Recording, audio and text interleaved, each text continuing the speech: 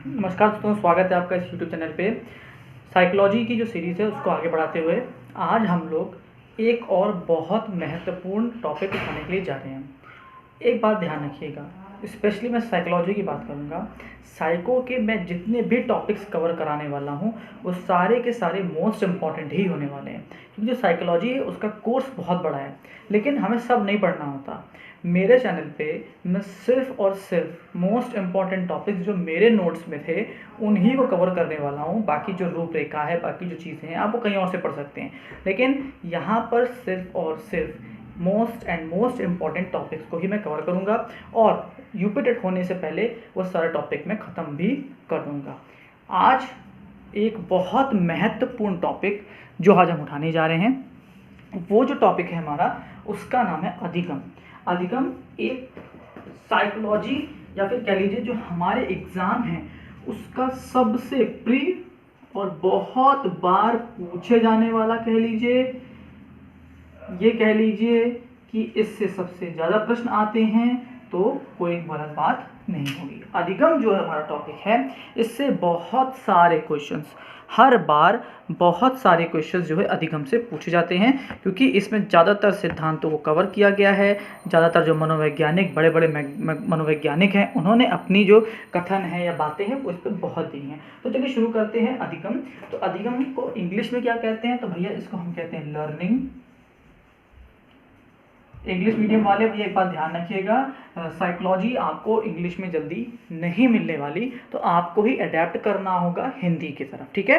तो जो हमारा अधिगम है उसको हम लर्निंग कहते हैं, या फिर हम अधिगम को सरल भाषा में बोलें तो आप सभी जानते होंगे कि इसको हम सीखना कहते हैं। अगर हम सरल भाषा में बोलें तो जो अधिगम है इसका मतलब होता है सीखना, ठीक है। इतनी तो कॉमन बात आई थिंक सबको पता होगी। हम सीखते क्यों हैं? सीखते हैं किसी लक्ष्य या उद्देश्य को प्राप्त करने के लिए। याद रखिएगा, अधिगम का मतलब होता है की ओर जाना। किसकी ओर जाना? अधिगम का मतलब है की ओर जाना। किसकी ओर जाना? हमारे लक्ष्य की तरफ, या फिर हम कहें हमारा कोई अगर उद्देश्य है तो उसकी तरफ जो जाना होता है उसको ही हम अधिगम कहते हैं। अब अधिगम जो है इसके लिए कुछ कथन भी कहे गए हैं, तो जरा हम पहले उन कथनों को देख लेते हैं। आपके स्क्रीन के ऊपर ये कथन आएंगे। ये कथन इंपॉर्टेंट वाले कथन ही मैंने केवल इंक्लूड कर रहा हूँ, बाकी जो कथन है उनसे मतलब नहीं है, ध्यान रखिएगा। बाकी जो कथन है वो आप कहीं और देखते रहिएगा जो फालतू के होंगे, लेकिन मैं सिर्फ और सिर्फ मोस्ट इंपॉर्टेंट कथन ही बताने वाला हूँ। पहला कथन है वुडवर्थ का। क्या कथन है देख लीजिए, आपके स्क्रीन पर होगा। नवीन ज्ञान तथा नवीन प्रतिक्रियाओं का अर्जन करने की जो प्रक्रिया है उसको अधिगम प्रक्रिया कहते हैं। ये जो कथन है किसने दिया है? वुडवर्थ ने दिया है। अगला देख लेते हैं। अनुभव तथा प्रशिक्षण के द्वारा व्यवहार की उन्नयन ही अधिगम कहलाता है। अब देखो याद कैसे करोगे, तो इतना याद कर लेना कि गेट्स व अन्य की जो ना उन्नयन या उन्नति पर उन्होंने बोला है। बस इतना याद रखो कि अगर आपको उन्नयन या उन्नति मिलता है, फटाक से आंसर क्या मार दो? गेट्स। फिर अगला देख लेते हैं। अधिगम व्यवहार में उत्तरोत्तर अनुभव की और एक प्रक्रिया है। अब देखो उत्तरोत्तर शब्द है, उत्तरोत्तर जहां भी आ जाए मतलब लगातार, ध्यान रखना ये कथन स्किनर ने दिया है। और आखिरी देख लेते हैं कि आदतों, ज्ञान तथा अभिवृत्तियों का जो अर्जन ही अधिगम है। तो ये मुख्य 4 अधिगम के हमने कथन देखे हैं जो आप लोग थोड़ा याद रखिएगा। और उसमें भी याद ऐसे कैसे करते हैं कि कहीं नवीन प्रतिक्रियाओं की बात होगी तो वुडवर्थ कहेंगे, कहीं उन्नयन की बात होगी, उन्नति की बात होगी तो गेट्स कहेंगे, कहीं पे उत्तरोत्तर लगातार की बात होगी तो स्किनर कहेंगे, और अगर कहीं पे आदत की बात करेंगे तो हम कहेंगे कि भाई वो क्रो ने कहा है। आई होप बात समझ में आपको आ गई होगी। अब ये तो हो गई अधिगम की मुख्य कथन हमारे बड़े बड़े साइकोलॉजिस्ट के लिए। अब देख लेते हैं कि जो अधिगम है उसकी विशेषता क्या है। भाई अधिगम में क्या विशेषता है? सीखना है, उसकी क्या विशेषता है क्या एक्चुअल में? तो भाई अधिगम का क्षेत्र व्यापक होता है, मतलब ये संकुचित नहीं है, बहुत बड़ा है, व्यापक होता है। इसमें मानव व्यवहार के सभी क्षेत्र जो हैं उनको ज्ञानात्मक, भावात्मक, तथा मनोचालक समाहित रहते हैं। मतलब ये कितना बड़ा क्षेत्र है कि जो मानव का व्यवहार है उसके सभी क्षेत्र, चाहे ज्ञानात्मक ले लीजिए, चाहे भावात्मक ले लीजिए, चाहे उसके चलने फिरने जो भी चीजें हैं सभी को हम क्या करते हैं, कवर कर लेते हैं अधिगम के क्षेत्र के अंदर। अधिगम जो है वो व्यवहार में परिवर्तन उद्देश्यपूर्ण होता है। उसमें आप लोगों को अनुकूलन, सार्वभौमिक, विवेकपूर्ण, निरंतर, सक्रिय व सामाजिक प्रक्रियाएं भी आपको मिलती हैं। तो ये बताइए कि कितनी विशेषताएं हैं अधिगम। अगर आपको सीख रहे हैं तो सीखने की इतनी विशेषताएं हैं, और सीखना किसी आयु, लिंग, भेद, जाति, प्रजाति विशेष तक सीमित नहीं होती। ये सारी विशेषता हैं अधिगम की। देखिए किसी चीज को जब हम पढ़ाई करते हैं ना, तो पढ़ाई करने मतलब सीधे ये भी नहीं होता कि हाँ हम सीधे टॉपिक पे कूद जाए, नहीं, थोड़ा सा आपको उसके बारे में पता होना चाहिए। देखिए क्या होता है, बहुत से क्वेश्चंस ऐसे आते हैं जो डायरेक्ट क्वेश्चंस नहीं होते। अब आप कहोगे कि वो तो हमने पढ़ा नहीं है, तो जब आप किसी चीज़ की रूपरेखा को समझते हैं ना, तो आप थोड़ा सा तुक्का मार सकते हो, और वो तुक्का बिल्कुल सही ही निकलता है, क्योंकि आपने उस टॉपिक के कुछ ना कुछ विचारों को, कुछ ना कुछ चीज़ों को समझ के तुक्का मारा है। बोलते हैं ना एक अन्ना तुक्का मार देना, बिना आंखें बंद, ऐसे तुक्का, वो तुक्का नहीं है। ये तुक्का इस टाइप का तुक्का होता है कि आपने अपने पूर्व ज्ञान का कुछ ना कुछ कहीं ना कहीं इस्तेमाल करके क्या कर दिया है, काम तुक्का लगा दिया है, और वो तुक्का सही निकल भी आता है। तो हमने कुछ चीजें पढ़ ली। अब हमने अधिगम क्या है, हमने अधिगम की मुख्य विशेषताएं और अधिगम के मेन आपके जो कुछ स्टेटमेंट्स थे उनको हमने देख लिया है। अब एक ऐसा क्वेश्चन जो बहुत बार आता है, और ये क्वेश्चन मुझे भी याद है, चाहे वो सीटेट में आया हो, चाहे वो मेरे यूपी टेट में आया हो, मुझे इतना याद नहीं, बट वो क्वेश्चन आया हुआ है, और बाद में हमको समझ में आया कि ये क्वेश्चन एक्चुअल में आया कहाँ से था। तो इसको जरा नोट कर लीजिएगा, बहुत इंपॉर्टेंट है। स्टेप्स ऑफ लर्निंग याद कर लीजिएगा, इंपॉर्टेंट है इसलिए बता रहा हूं। क्या है स्टेप्स ऑफ लर्निंग? मतलब जो सीखना है, जो आपका अधिगम है, उसके स्टेप्स क्या हैं, किस तरीके से जो अधिगम है उसकी प्राप्ति होती है, क्या उसका क्रम है, किस तरीके से कोई सीखता है। तो भाई थोड़ी सी ट्रिक बना लेते हैं ताकि याद करने में आसान रहे। तो ट्रिक बना लेते हैं, हमारी ट्रिक का नाम है भैया क्या, MP, ध्यान रखो भैया, MPVR, MPVR, ठीक, MPVR में ये ट्रिक बन रही है इसलिए में BCR, MPVR में BCR रोग, ROG रोग है। क्या है भैया, MPVR में BCR रोग है, MPVR में BCR रोग है। इसी तरीके से स्टेप हैं आपके अधिगम के। अब इसको हम पूरा खोल लेते हैं भैया कि ये है क्या क्या, हिंदी में इंग्लिश में सब में खोलेंगे, परेशान बिल्कुल मत होइएगा। M से है यहाँ पे मोटिवेशन। क्या भैया, मोटिवेशन, मतलब सबसे पहली चीज, किसी भी चीज के लिए आपको क्या चाहिए, मोटिवेशन चाहिए, जिसको हम अभिप्रेरणा कहते हैं। क्या कह देते हैं, अभिप्रेरणा। याद रखिएगा, ये क्वेश्चन पूछा गया है कि स्टेप्स ऑफ लर्निंग क्या क्या हैं, तो आपको पता होना चाहिए कि स्टेप्स ऑफ लर्निंग क्या क्या होते हैं। ठीक है, तो क्या आया पहला, मोटिवेशन, दैट इज अभिप्रेरणा। दूसरा क्या है, दूसरा है पर्सन या फिर व्यक्ति। क्या है भैया, पर्सन या फिर व्यक्ति। भाई मोटिवेशन तो मिल गया, बट उस व्यक्ति पर भी तो डिपेंड करता है ना भाई, वो व्यक्ति कौन है, उस व्यक्ति का क्या माहौल है, तो हम व्यक्ति पर आएंगे।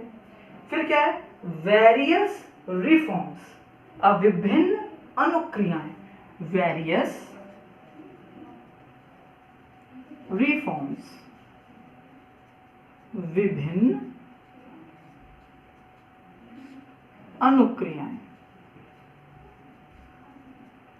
ठीक, विभिन्न अनुक्रिया, कौन कौन से अनुक्रियाएं करेंगे, कौन कौन से रिफॉर्म्स लाएंगे भाई, क्योंकि केवल मोटिवेशन पर्सन नहीं भाई, बदलाव भी तो करने ना, कुछ करना भी तो है। क्या क्या आपने किया, विभिन्न अनुक्रियाएं करी। अब आदमी तो प्रयास करने लग गया, रिफॉर्म्स कर रहा है, अनुक्रियाएं कर रहा है, लेकिन अब क्या होगा, अब लगेगा बैरियर। क्या? बैरियर। याद रखिएगा बी से हो जाता है बैरियर। बैरियर जानते हैं ना, जो रोकने के लिए लगाए जाते हैं बैरियर्स, वही बैरियर मतलब बाधाएं। क्या होंगी भाई? बाधाएं। क्या? बाधाएं। सी आर से याद रखिएगा करेक्ट रेस्पॉन्स। क्या है? Correct response. हिंदी में अगर बात करें करेक्ट रेस्पॉन्स की तो हम कहेंगे सही अनुक्रियाएं। क्या? सही अनुक्रियाएं। ठीक है, सही अनुक्रियाएं लगेंगी। उसके बाद आता है अब क्या कि आपने तो सही अनुक्रिया कर दिया, सही रेस्पॉन्स भी देना शुरू कर दिया, लेकिन आपको एक सबसे महत्वपूर्ण चीज जो होता है आपका रीएनफोर्समेंट, मतलब पुनर्बलन, बहुत महत्वपूर्ण है किसी भी चीज के लिए। रीएनफोर्समेंट, CEMENT, पुनर्बलन बहुत बड़ा, बहुत महत्वपूर्ण है। रीइंफोर्समेंट बिना पुनर्बलन के तो कोई चीज होती ही नहीं, तरीके समझ सकते हैं। और OR से है हमारा ऑर्गेनाइजेशन और गोल्स। क्या है भाई? जगह यहाँ पर नहीं बन रही है इसलिए मैं यहाँ लिख दे रहा हूँ ऑर्गेनाइजेशंस, और आपका आखिरी में आता है सबसे महत्वपूर्ण गोल, कहाँ पहुंचना है, संगठन और लक्ष्य।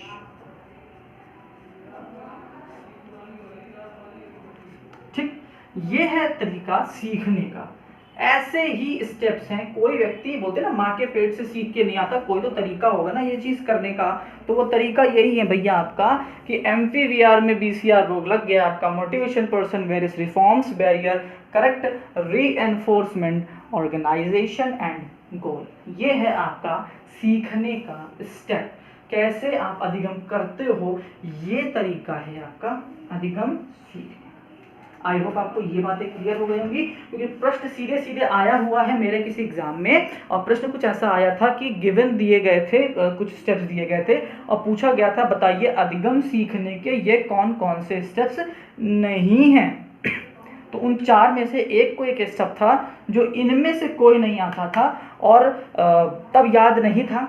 क्यों? क्योंकि तब उसको हमने तवज्जो नहीं दी थी, बट घर आए तब समझ में आया कि अच्छा ये क्वेश्चन यहाँ से बना है। फिर हमने इसको ध्यान दिया कि हाँ भाई इसी तरीके से एक ट्रिक और आएगी आगे और बताऊंगा, वो भी इम्पॉर्टेंट है, क्योंकि इससे और उससे हर बार क्वेश्चंस पूछे जा रहे हैं कि कौन कौन से हैं कौन कौन से नहीं हैं, आपको सबके बारे में बताना होगा। फिर से बोल देता हूँ, अगर सपोज थोड़ी क्वालिटी 19-20 हो, क्योंकि भाई अभी भी सेटअप उतना अच्छा नहीं बन पाया है, फिर भी MPVR में BCR रोग लग गया, motivation person, various reform, barrier, correct reinforcement, organization and goal, और अभिप्रेरणा, व्यक्ति, विभिन्न अनुक्रियाएं, बाधाएं, सही अनुक्रिया, पुनर्बलन, संगठन और हमारा लक्ष्य। आई होप ये बात तो क्लियर हो गई होगी। फटाफट इसको नोट करो क्योंकि ये मिटने वाला है। पॉज कर लीजिएगा वीडियो और इसको नोट कर लीजिएगा। चलिए आगे बढ़ जाते हैं। अब अधिगम क्या था, कैसा था, क्यों, सब हमने देख लिया। अब अधिगम हो तो रहा है, पर अधिगम को प्रभावित करने वाले कौन से कारक हैं? भाई ऐसा क्या हो जाए, ऐसे कौन से बैरियर, अपने देखे ना बैरियर्स थे, तो ऐसे क्या क्या चीजें हो सकती हैं कि अधिगम जो है वो आपका इफेक्ट हो जाए? क्या क्या क्या चीजें हो सकती हैं? तो फटाफट नोट करते चलिएगा कि जो अधिगम है उसको प्रभावित करने वाले कौन कौन से कारक हो सकते हैं। तो ये टॉपिक है इस बार, अधिगम को प्रभावित करने वाले कारक। ठीक, अधिगम को प्रभावित करने वाले कौन कौन से कारक हैं, फटाफट नोट करिए। सबसे पहला तो है आपका पूर्व अधिगम, बहुत महत्वपूर्ण। पूर्व अधिगम भाई समझते, जैसे छोटी सी बात है, इसलिए हमने बचपन में एक सर से पढ़ा कि सर ये क्या लिखा है, दिख रहा है आप लोग को क्या लिखा है सर? आप कहेंगे सर ये लिखा है M, कोई बड़ी बात नहीं। लेकिन जो मेरे सर मुझे पढ़ाया करते थे वो इसको बोलते थे यम। बहुत से आप लोग के टीचर्स भी रहे होंगे जिन्होंने इसको कभी M नहीं बोल पाए, यम। इसको क्या बोलते थे? यन। याद है? अब बच्चा उसके लिए सबसे मेन कौन है, या किसी कह लीजिए वो सीखता किससे है, तो वो तो भाई अपने टीचर से सीखता है ना। अब टीचर ने बोला यम, उसने बोला यन, अब आगे बढ़ के जब वो टीचर बदला या किसी बड़ी क्लास में गया तो टीचर बोलने लग गया एम और एन। अब बच्चा कंफ्यूज, भैया एम या एन या यम या यन। अब पूर्व अधिगम जो है वो प्रभावित कर रहा है उसके सीखने को। तो ये एक चीज थी। विषय वस्तु बहुत महत्वपूर्ण है भाई, विषय वस्तु जो ली गई है वो तो बहुत ही महत्वपूर्ण है। दो तीन तरीके समझ सकते हैं इसको भी आप, कि जो चीज़ ली गई वो क्या तार्किक है, क्या वाकई में वो हमारे कंटेस्ट जो है हम पढ़ रहे हैं उससे कोई रिलेटेड है, या फिर उसमें बच्चा कुछ नया सीख रहा है, या फिर वो बच्चे के इंटरेस्ट का है कि नहीं। तो विषय वस्तु तो बहुत महत्वपूर्ण है। शारीरिक मानसिक स्वास्थ्य, देखिए ये बहुत महत्वपूर्ण है। शारीरिक मानसिक स्वास्थ्य, देखिए ये बहुत महत्वपूर्ण है। कैसे समझ, देखिए शारीरिक, अगर जैसे हम देखते हैं बेसिक में आपने देखा होगा कि मिड डे मील क्यों चलाया गया, सिर्फ इस वजह से शारीरिक स्वास्थ्य। बच्चे गरीब तबकों से आते हैं, बच्चे इतने गरीब होते हैं कि उनके पास खाने को नहीं है, माँ बाप खुद नहीं खा पा रहे हैं तो बच्चों को कहाँ से खिलाएंगे। तो वो क्या कर रहे हैं, बच्चों की खाने पीने की ज़रूरत को पूरा नहीं कर पा रहे हैं, जिस वजह से वो शारीरिक स्वस्थ नहीं है। शारीरिक स्वस्थ नहीं है तो फिर तो वो ऑटोमेटिकली मेंटली प्रॉब्लम में आएगा, क्योंकि भाई आपको पता है न्यूट्रिशंस होते हैं, मिनरल्स होते हैं, जब तक वो मिलेंगे नहीं तो बॉडी अच्छे से काम भी नहीं करती है। तो शारीरिक स्वास्थ्य बहुत महत्वपूर्ण है, खाना पीना आपको सही से नहीं मिल रहा। तो दूसरा होता है मानसिक। देखिए मानसिक शारीरिक से तो डिपेंड है ही, एक और तरीका, मानो अच्छा खाना पीना भी मिल रहा है लेकिन घर का माहौल अच्छा नहीं है, मार पिटाई है घर में, गाली गलौच होती हैं, या फिर कुछ भी कला है, कुछ भी है, तो बच्चे का मानसिक स्वास्थ्य बहुत बहुत डिपेंड करता है। क्योंकि बच्चा अगर सामने लिखी हुई बोर्ड की चीज़ों को ना देखकर इस चीज़ पर सोच रहा हो कि आज मेरे घर पे लड़ाई हुई थी, तो क्या कभी भी वो पढ़ पाएगा, कभी भी नहीं पढ़ पाएगा। क्योंकि मैंने एक बच्चे को खुद से ऐसा फेस किया है, उसके माँ बाप बेचारे आपस में बहुत, बेचारे माँ बाप नहीं, बच्चा बेचारा था बेचारा, तो वो आपस में करते थे तो बच्चा रिस्पॉन्ड नहीं करता था। एक बार बच्चा था, उससे बात की, बेटा क्यों नहीं, क्योंकि आपको पता है कि हम लोगों का काम सिर्फ पढ़ाना नहीं है, आपको पता है ना, हमको रीइंफोर्समेंट, पुनर्बलन, या फिर हम कहें बच्चे के जड़ तक पहुंचना होता है। हमको रेमेडियल क्लासेस लेनी होती हैं कि बच्चा क्यों नहीं कर पा रहा। उसे जब बात की तो उस बच्चे ने बताया कि सर मैं घर पे पढ़ नहीं पाता हूँ। तो हमने पूछा क्यों नहीं पढ़ पाते हो, तो वो बताया कि सर घर पे मम्मी पापा लड़ाई करते हैं। अब वो चीज़ उसके मन में इतनी भरी हुई है कि वो स्कूल में रिस्पॉन्ड नहीं कर पाता है। तो शारीरिक और मानसिक स्वास्थ्य बहुत डिपेंड करता है आपके अधिगम में, लर्निंग में बहुत महत्वपूर्ण है। अगला देख लेते हैं, अधिगम की इच्छा। चौथा ले लेते हैं, अधिगम की इच्छा।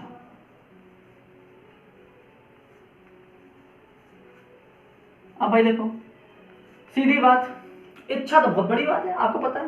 भाई आप ही का मन नहीं है, आपने वीडियो नहीं देखी, मन नहीं है, इच्छा ही नहीं कर रही पढ़ने की, हमारी सीखने की इच्छा ही नहीं है।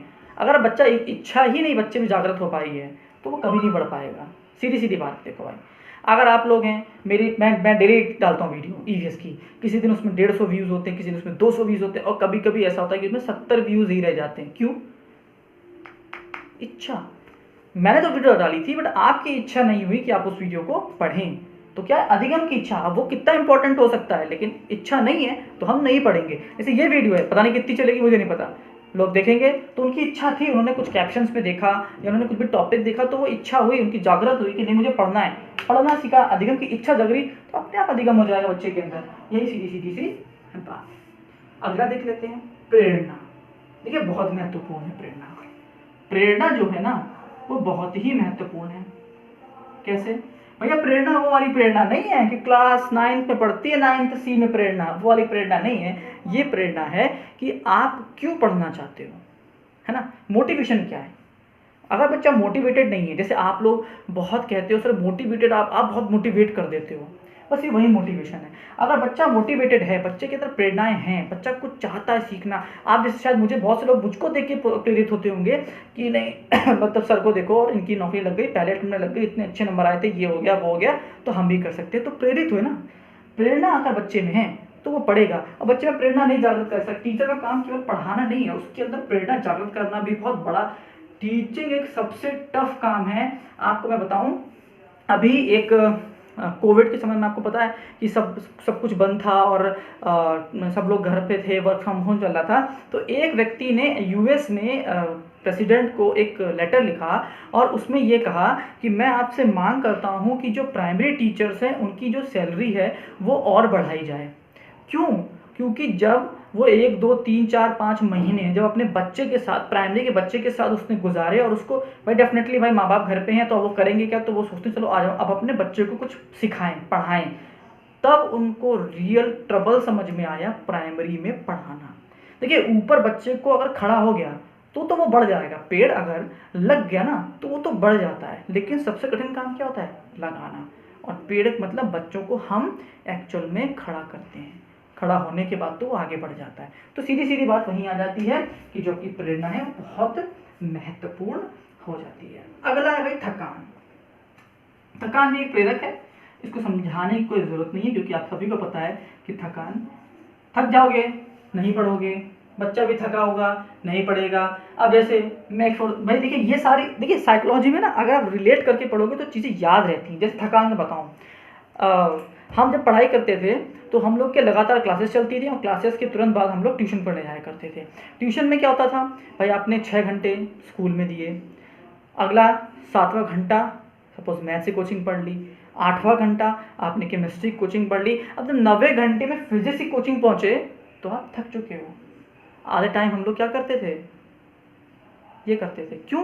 क्योंकि हम थके हैं। थकान है तो बच्चा कभी सीख ही नहीं सकता। हाँ, अब यहाँ पर थकान तो आप नहीं मिटा सकते बच्चे की, लेकिन आपके पढ़ाने के तरीके में ही इतना जॉय हो, इतना एंजॉयमेंट हो कि बच्चा थकान में भी कुछ ना कुछ तो सीख के जाए। अगर आप बोकस पढ़ा रहे हो, आप भी बोर कर रहे हो तो वो यहाँ से 0 लेके जाने वाला है। एक कारक और ले लेते हैं, वातावरण। देखिए वातावरण तो बहुत महत्वपूर्ण है। यहाँ वातावरण का मतलब सिर्फ एनवायरनमेंट वाला वातावरण नहीं बात कर रहा है, यहाँ पे हर प्रकार के वातावरण की बात हो रही है। चाहे घर का वातावरण हो, स्कूल का भी वातावरण हो, मित्रों का वातावरण हो। भाई अगर चाय सुट्टा वाले दोस्त मिल गए तो चाय सुट्टा बच्चा करेगा और वो पढ़ाई कभी नहीं कर पाएगा। छोटे बच्चों की बात करें, कंचा खेलने वाले दोस्त मिल गए तो कंचा ही खेलेगा, पढ़ाई नहीं कर पाएगा। तो वातावरण बहुत महत्वपूर्ण है। बच्चे का वातावरण जितना अच्छा होगा वो उतना अच्छा पढ़ पाएगा। तभी बोलता हूँ, क्या होता है जब आप ऑफलाइन कोचिंग्स में जाते हो या फिर जब लाइव क्लास स्पेशली बैठते हो, वहाँ पे वातावरण बनता है कि क्या अब रियल चीज़ है। एक क्लास ले लेते हैं, सीखने की विधियाँ। ये तो बहुत ही, यही असली काम है टीचर का। किसका? टीचर का। तो सीखने की जो विधि है वो बड़ी महत्वपूर्ण है भाई। आप किस तरीके से पढ़ा रहे हो बच्चे में। देखो बच्चे के पूर्व अधिगम कितने भी खराब रहे हों, विषय वस्तु भले ही उतना इंटरेस्टिंग ना हो, बच्चे थोड़ा शारीरिक मानसिक स्वास्थ्य से सही ना हो, अधिगम की इच्छा भी ना हो, प्रेरणा भी ना बची हो, बच्चे में थका भी हो, वातावरण भी अच्छे घर से नहीं आता यार, या फिर जो भी कुछ उसकी समस्याएं हैं, लेकिन अगर आपकी सीखने की विधि इतनी अच्छी है, आप बच्चों को इतना इंटरेस्टिंग वे में पढ़ाते हो, तो ये सब चीज़ें ढक जाती हैं और लास्ट में आके आप अधिगम बच्चे का करा ही ले जाते हो। देखो 100% तो आप अधिगम नहीं करा पाओगे, देखो सच्चाई है। क्यों? क्योंकि 100% तो आज तक कोई नहीं हो पाया, तो बच्चे कहाँ से हो सकते हैं, है ना। तो आपको क्या करना होता है, आपको कोशिश करनी होती है कि जितना बच्चा सीख सके, जो जितना आप उसको दे सको, जिसकी एबिलिटी, जितनी कैपेबिलिटी है उसकी, वहाँ तक आप अगर पहुँचा देते हो तो आपका मतलब अधिगम पूरा हो गया। तो लास्ट की जो सीखने की विधि है वो बहुत ही ज़्यादा महत्वपूर्ण है। फटाफट इसको नोट कर लीजिएगा, क्योंकि देखिए ये भले ही पेपर में डायरेक्टली ना पूछा जाए, लेकिन इनडायरेक्टली आपको ये पेपर में बहुत देखने को मिलेगा। इंपॉर्टेंट है, नोट कर लीजिएगा, उसको मिटाने जा रहा हूँ। चलिए यहाँ तक बहुत क्लियर हो चुकी होगी। अब मोस्ट इम्पॉर्टेंट अधिगम का मोस्ट इम्पॉर्टेंट जो टॉपिक है वो है अधिगम के नियम। बहुत इम्पॉर्टेंट अधिगम के नियम, ठीक, बहुत इंपॉर्टेंट है भैया, इसको तो रट के ही जाना है। कुछ भी भूल जाओ, कुछ भी नहीं, कुछ भी भूल जाओ, ये भैया ना भूल के जाना। अधिगम के नियम किसने दिए थे? अधिगम के नियम तो सबसे पहली बात थॉर्नडाइक ने दिए थे अधिगम के नियम। याद रखिएगा, थॉर्नडाइक बहुत महत्वपूर्ण व्यक्ति, थॉर्नडाइक। अधिगम के नियम Thorndike most important law of learning, या लिख देते हैं इंग्लिश में भी थोड़ा सा, जितना मैं इंग्लिश में दे सकता हूँ मैं आपको ज़रूर प्रोवाइड कर रहा हूँ। लॉ ऑफ लर्निंग, सबसे पहला तत्परता का नियम। पहला क्या है? तत्परता का नियम। ये इतने इंपॉर्टेंट है कि आपको इसके बिना तो युद्ध में उतरना ही नहीं है। क्या? तत्परता का नियम। दूसरा प्रभाव का नियम। क्या ये भैया? प्रभाव का नियम। और तीसरा सबसे महत्वपूर्ण में से एक और, अभ्यास का नियम। मतलब तीनों महत्वपूर्ण है, कोई एक ऐसा नहीं है, ये तीनों साथ में चलती हैं, इसलिए अभ्यास का नियम। ठीक है, अब बात चला लेते हैं। चल, अभ्यास का नियम। अब बात कर लेते हैं भैया इसकी इंग्लिश की भी, थोड़ा बहुत पता जाओ। Law of readiness, law of readiness. Next है प्रभाव का नियम, इसको बोलते हैं law of effect, law of effect. और आपका अभ्यास का नियम का मतलब होता है लॉ ऑफ प्रैक्टिस। क्या बोलते हैं इसको? Law of practice. आपको याद रखना, बहुत बहुत बहुत महत्वपूर्ण, क्योंकि क्वेश्चन सीधे पूछाते हैं कि अधिगम के नियम, उनके बारे में पूछना स्वाभाविक है, लाजमी है और पूछा ही जाता है। फटाफट इसको नोट करिए। अब समझ लेते हैं कि ये एक्चुअल में क्या क्या है। सबसे पहला जो है आपका वो आता है, हमारे लिए हम सब शुरुआत कर लेते हैं तत्परता के नियम से। क्या कहता है तत्परता का नियम? सीखने की दिशा में तंत्र में उद्दीपकों और प्रतिक्रियाओं के बीच संयोग बन जाता है। इन संयोगों को SR सूत्र द्वारा प्रस्तुत किया जाता है। जब सीखने वाला अपनी ज्ञानेंद्रियों एवं कर्मेंद्रियों में तत्परता उत्पन्न कर लेता है तो वह कार्य को जल्द सीख लेता है, अतः सीखने वाला सुख प्राप्त कर लेता है। पर देखो, इतने बवाल में फंसोगे तो फंस जाओगे। सीधी सीधी बात है, अगर आप किसी चीज़ को तत्पर हो सीखने के लिए, मतलब अपनी ज्ञानेंद्रिय और कर्मेंद्रिय, मतलब ज्ञान, आपका दिमाग, आपके कर्म, आप क्या उस पर एक्ट कर रहे हो, कितना उस पर एक्ट कर रहे हो, ये सब जब अगर वो लगा दे और तत्पर हो कि कोई चीज़ के लिए पीछे लग जाए तो बस वही है, उसको अधिगम मिल जाएगा। वही तत्परता का नियम है। बहुत टेक्निकल पॉइंट में फंसोगे तो फालतू में फंस के रह जाओगे। ऊपर ऊपर का समझा करो। प्रभाव का नियम। प्रभाव के नियम से तात्पर्य सीखे जाने वाले कार्य का सीखने वाले के लिए महत्व से है। ठीक, जब हमें सीखने के परिणाम से संतोष, सुख या प्रसन्नता प्राप्त होती है, मतलब हम प्रभाव, भाई हम कोई चीज़ सीखेंगे कोई, तो हमें क्या प्रभाव पड़ेगा, हम पे क्या प्रभाव पड़ेगा भाई? प्रभाव ऐसा पड़ेगा कि हमें सुख मिलेगा, हमें कुछ अच्छा लगेगा। तो बस जब ये चीज़ें हो जाए तो हम सीखने की ओर तत्पर या शक्ति से जुट जाते हैं। हमको जब ये लगता है कि भैया हमसे इस पर कुछ प्रभाव पड़ेगा, हमें अच्छा फील होगा, हमें सुख मिलेगा, हम सीख लेंगे, तो हमारे, जैसे मान लो आप ये नियम सीख जाओगे तो आप पेपर पास कर सकते हो, तो आपके अंदर क्या एक प्रभाव पड़ रहा है, एक इफेक्ट आ रहा है, क्या नहीं यार उसको करना है, तो वो बन गया प्रभाव का नियम। आखिरी ले लेते हैं अभ्यास का, तो दीपक और प्रतिचार, मतलब जो क्रिया है के बीच परिवर्तनीय संबंधों को अभ्यास कहा जाता है। जब सीखने वाला सही प्रतिचारों का चयन करके, मतलब सही क्रियाओं का चयन करके इन्हें बार बार दोहराता है और इससे सीखने में उन्नति होती है, तो उसे सीखने में अभ्यास कहा जाता है। सीधी सीधी। तो आप लोगों ने तीनों चीज़ समझ ली। क्या यहाँ पर तत्पर हो के कोई चीज़ सीखोगे तो अधिगम मिल जाएगा। किसी चीज़ का जब प्रभाव समझ जाओगे कि उससे हमें क्या प्रभाव पड़ने वाला है तो अधिगम आ जाएगा। और जब अभ्यास करोगे लगातार किसी चीज़ का तो आपको क्या हो जाएगा? अधिगम की प्राप्ति हो जाएगी। यहाँ पर देखिए जो वीडियो है उसको समाप्त इसलिए करने वाले हैं क्योंकि देखिए हमने आज अधिगम की सभी रूपरेखाओं को देख लिया है और अधिगम के नियम भी समझ लिए हैं। और इसके बाद एक और बहुत ही महत्वपूर्ण बचता है, वो है अधिगम के सिद्धांत। अब देखो वीडियो बहुत लंबी नहीं करनी है। हर बार मैंने आपको बोला था कि मैं क्या करूँगा, छोटी छोटी वीडियो बनाऊंगा और सभी टॉपिक्स खत्म कर दूंगा। आई थिंक आधे घंटे के आसपास की ये वीडियो होने वाली है। तो इसको और ना बढ़ाते हुए आज हम लोगों ने क्या क्या पढ़ लिया। तो हमने पहले अधिगम क्या होता है ये देखा, फिर हमने ये देखा कि अधिगम पे कुछ महत्वपूर्ण कथन जो लोग कहे गए हैं, बड़े बड़े साइकोलॉजिस्ट कहे गए, वो हमने देखे। फिर हमने देखे कि अधिगम के प्रभाव क्या होते हैं, अधिगम की विशेषताएं क्या होती हैं, अधिगम पर क्या इफेक्ट पड़ सकता है, क्या क्या चीज़ें हैं जिससे अधिगम कारक कौन कौन से हैं जिससे अधिगम में प्रभाव पड़ता है। फिर हमने देख लिया कि भैया अधिगम सीखने के स्टेप्स जो कि मोस्ट इंपॉर्टेंट था, वो बहुत पूछा जाता है, हमने वो देखा। और हमने देखे अभी अधिगम के नियम, लॉज ऑफ लर्निंग भी देख लिए और इसका मतलब क्या है हमने वो भी समझ लिया।